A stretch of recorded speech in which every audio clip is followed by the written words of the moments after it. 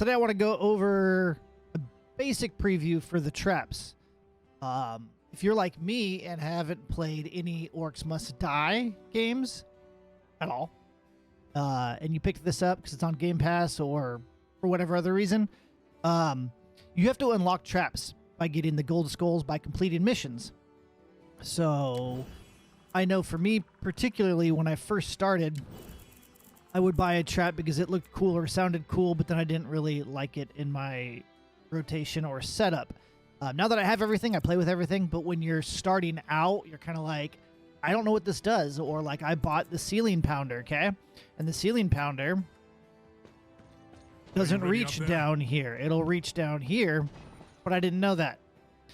So this video, I'm going to go over all the traps and their trigger ranges and kind of give basically a brief rundown on how they perform what they do. So when you're starting out purchasing stuff and you're curious of what you're actually getting, this will help.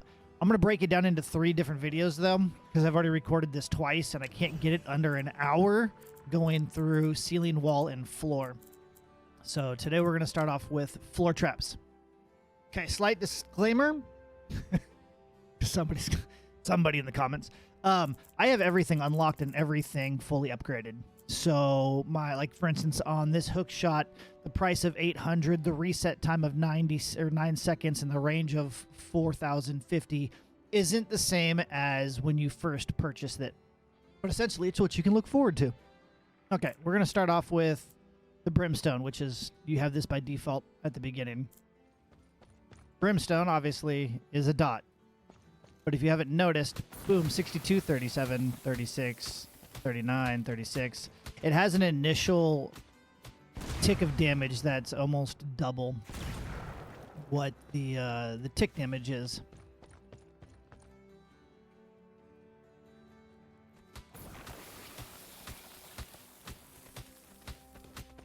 Okay. I remember on difficulty 0, I was able to put these out in front of the spawns, and most of the peasants would be dead before they even get close to the objective. So these were a lot of fun early game. They're also really good for the little rats, the kobolds, that come sprinting, because this will affect them.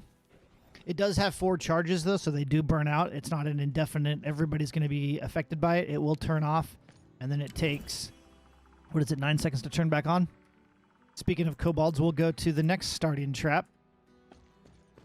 The spike trap. This thing hits like a truck. But the kobolds will run across it. I can't show it here. But the little rats run so damn fast, they run over it. See, it waited for him to get to almost 2/3 of the way past it, or 3/4, before it activated. So the kobolds can run over this.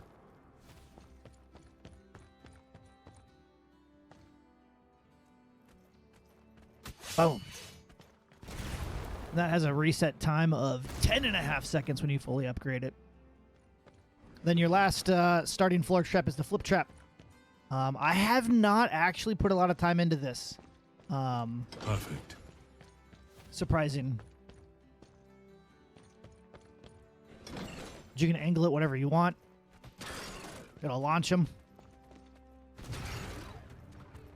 And if you're new to tower defense, it does a little bit of damage, but the point of it is, let's say that you want to make like a kill tunnel, okay? And you have, let's say, a trap. Do. These don't do damage, but let's pretend they do damage, okay? And you can throw that launcher in there.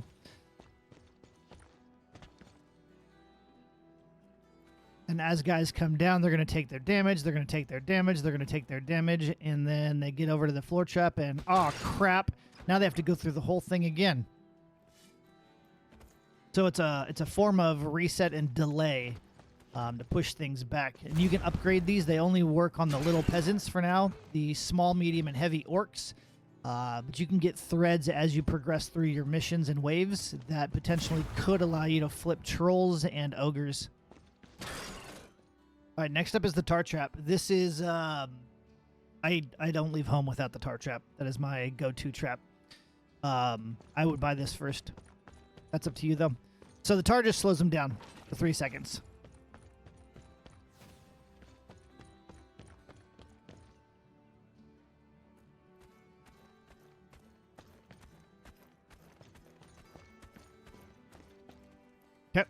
So you basically can go about, what is that, 3 tiles after he gets slowed down. So we'll go 1, A barrier 2, against the wall. 3. So 1, 2, and 3. Okay.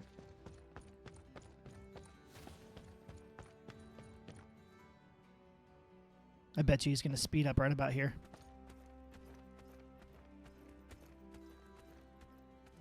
Boom. So about the 3rd tile. So you can go 2 tiles. So you could technically have 2 damage in here. And then slow him down again. I checkerboard everything. But technically, you probably could have 2 damage before you slow him again. The Acid Geyser. This is my favorite. So this one applies melting. I don't think the game explains what any of the status effects do. Melting gives you a bonus damage against your target. It's not a dot. So if we come over here and apply acid melting to the peasant, you'll see that he's glowing green or dripping green. You'll also notice a bunch of damage. But he's glowing green. So he takes more damage from war mages while he's dripping.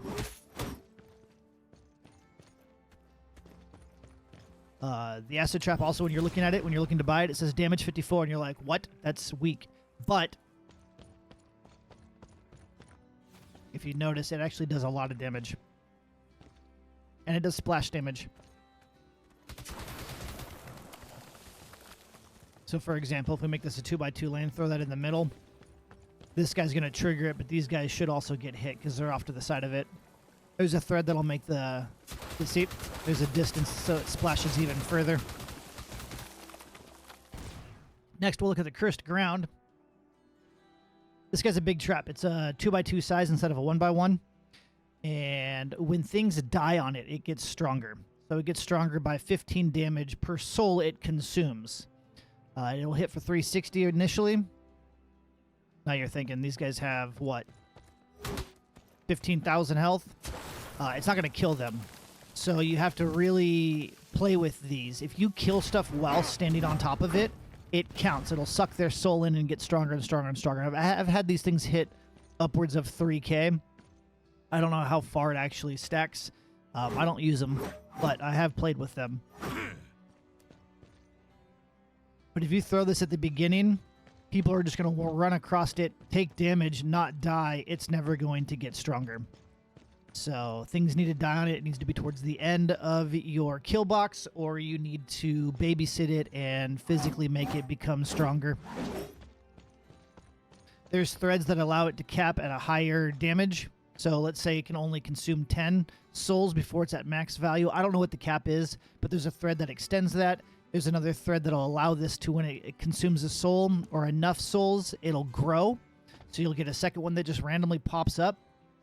It'll either pop up in front or behind or off to its side. Next, let's go over the ice vent. I'm not a big fan of the ice vent. It's good, but for how I play, I'm not a big fan. We'll do that. We'll do that. I want to show something particular. Okay, so it's 2x1. Whenever somebody triggers it, the whole thing goes off. Boom. It only affects anybody that's directly on top of it. Then it's on cooldown. And it does not apply a slow after the fact either.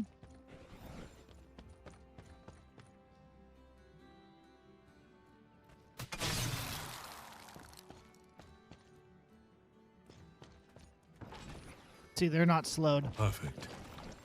Of course. Now, something to keep in mind, if you're Shield against the funneling, chaos. okay, and you freeze them, these guys are small, so it might not work out properly. If you had a big fat ogre or troll in front and they get frozen, they're blocked. See, he can't get through. So it stops the whole line. Now, unlike other games that I've played, I have not seen, when they get blocked, sometimes in tower defense games, they will get angry and start breaking stuff. I have never seen that happen in this game, so they literally just wait their turn. All right, the Ripsaw. I haven't played a tremendous amount with this one. I have kind of a go-to setup. I need to change it up. But I did do this early on, and in lower difficulties, I loved it. It was a lot of fun. So this is a 3. 1, 2, 3. It's a 3 by half, This should go right in their path. meaning you can put 2 in one full tile. Now these things attack twice, but then they have a cooldown.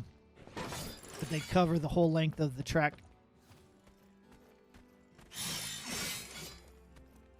You're going to need people slow to trigger it or to get hit by it.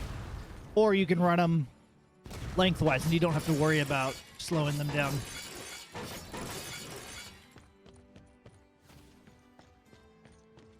Here will do.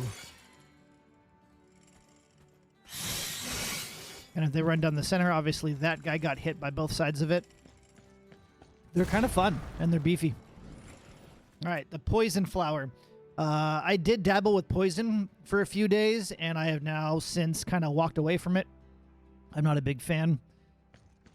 If I had more trap options that I could bring into battle, I would definitely throw it in my mix, but I have a specific set that I'm using currently that doesn't allow me to use poison. There's a thread that if a target is poisoned and they reach 20% health, they die while they're poisoned. If they reach 20% health after they've been poisoned, then it doesn't count. So it potentially could be super strong late game with enemies that have 30,000 health. Also, there's a thread that'll combine your Briar Patch, which is your weeds, which we have not gone over yet. That if enemies are poisoned on your Briar Patch, they will take more damage. The flower This trap cannot will take root shoot, here. I think it's 6 tiles. Let's see. 1, 2, 3, The 4, Order's 5, ramparts are crucial. 6.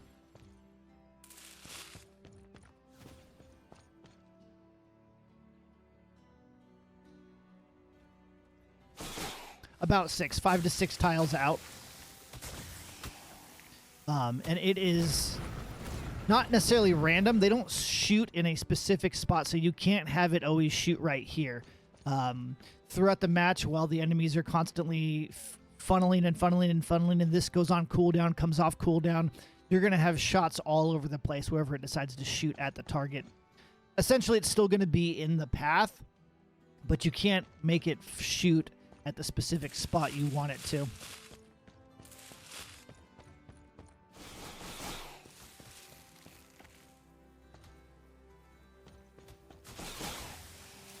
See, this one shot sooner or closer here.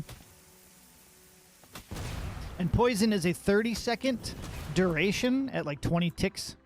The cloud lasts for 6 seconds. The flower reset is 15.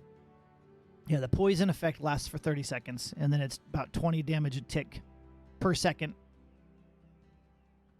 It's a long duration. The fire duration, I think, is half.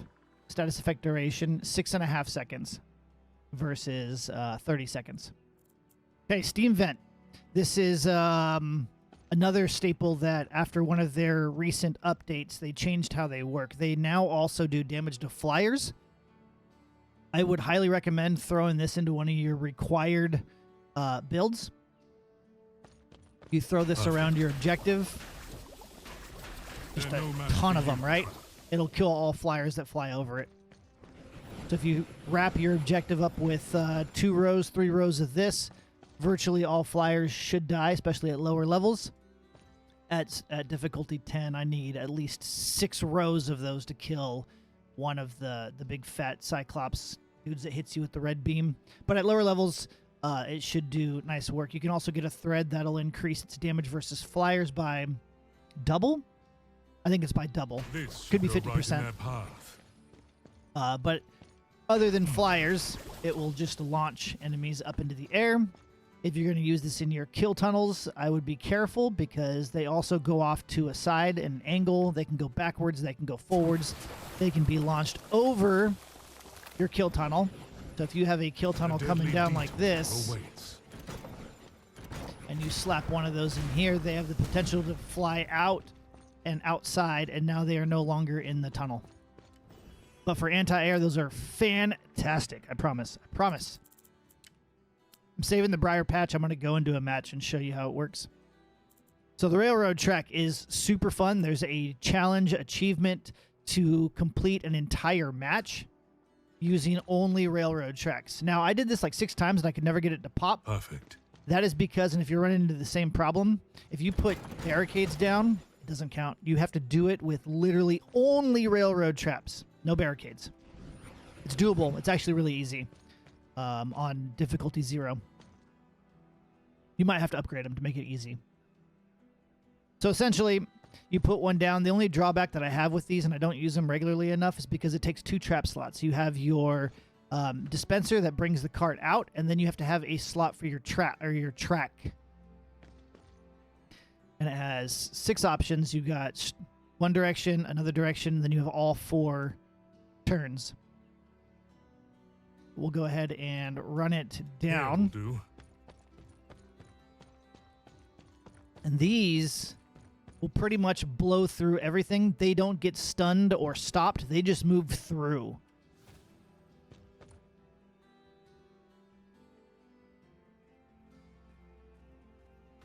And anything that's not an ogre or troll will get launched, if not killed. They're cool. If you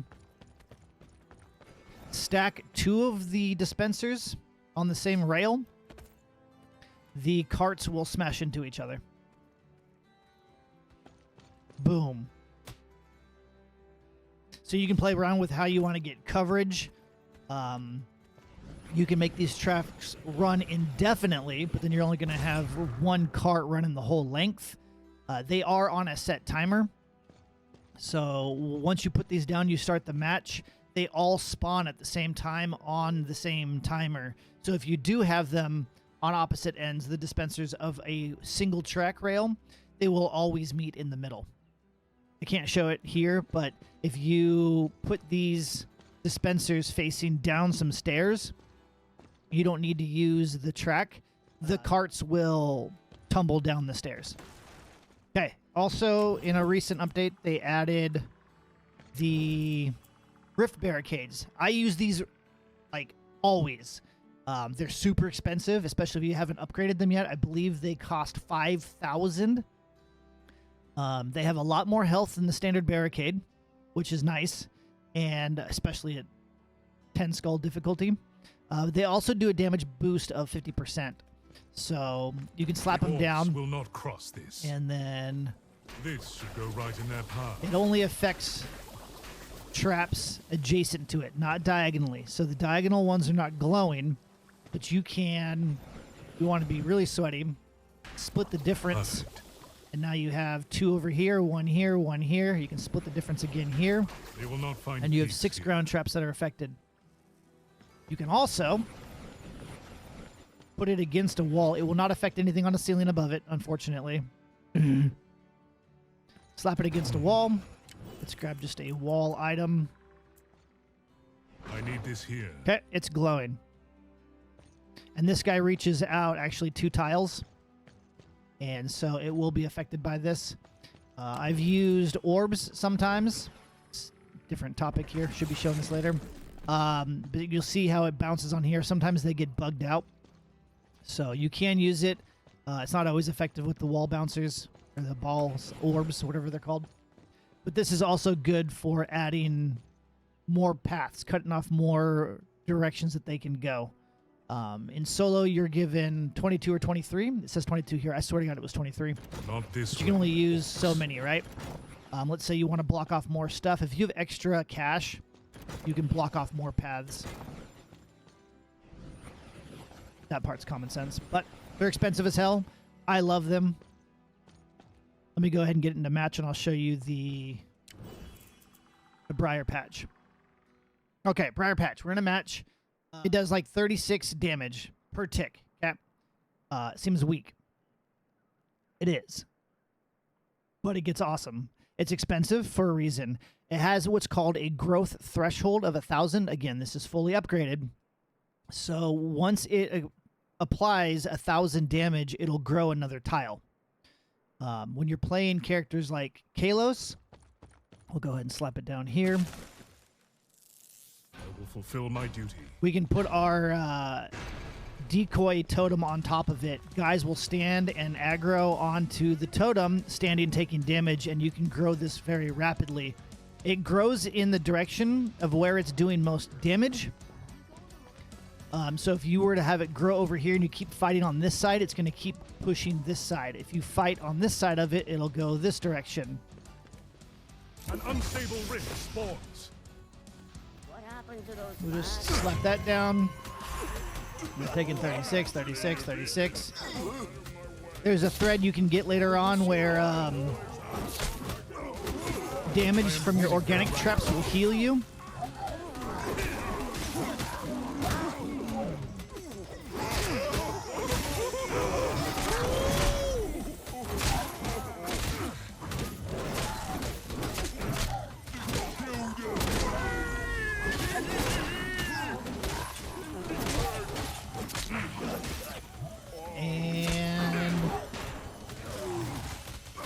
Look, it's growing. So with the kobolds, I should turn the game audio down. When you get this big enough, this will eliminate all kobolds. See, it keeps growing. Will aggro onto me.